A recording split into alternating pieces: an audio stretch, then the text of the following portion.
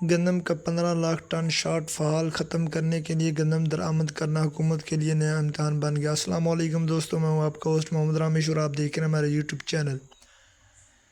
جو دوست ہمارے چینل پر نئے آئے ہیں ان سے گزارش ہے کہ ہمارے چینل کو سبسکرائب کریں، ویڈیو اچھی لگے تو لائک کریں۔ گندم کا 15 لاکھ ٹن شارٹ فال ختم کرنے کے لیے گندم درآمد کرنا حکومت کے لیے نیا امتحان۔ عالمی منڈی میں گندم کی قیمت مقامی قیمت سے 700 روپے من زیادہ ہو گئی۔ پاکستان فلور ملز ایسوسی ایشن نے درآمد گندم کی پیشکش مسترد کر دی۔ 7 دن میں گندم نہ ملی تو ہڑتال پر جا سکتی ہے، چیئرمین فلور ملز ایسوسی ایشن۔ اس وقت ملک میں اور خصوصی طور پر پنجاب میں گندم اور آٹے کا بحران ایک مرتبہ پھر سر اٹھانے لگا ہے۔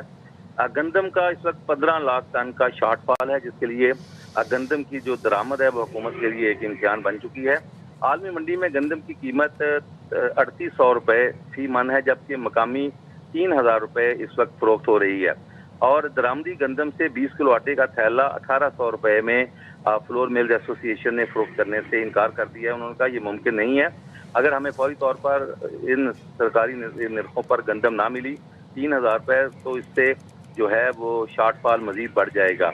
اور جو مرکزی رہنما ہیں عاصم رضا، ان کا یہ کہنا ہے کہ اگر 7 دن میں ہمیں 3000 روپے فی من گندم نہ دی گئی تو پھر ہم ہڑتال کا بھی اعلان کر سکتے ہیں، جس سے آٹے کا ایک مرتبہ پھر بحران ملک بھر میں سر اٹھا لے گا۔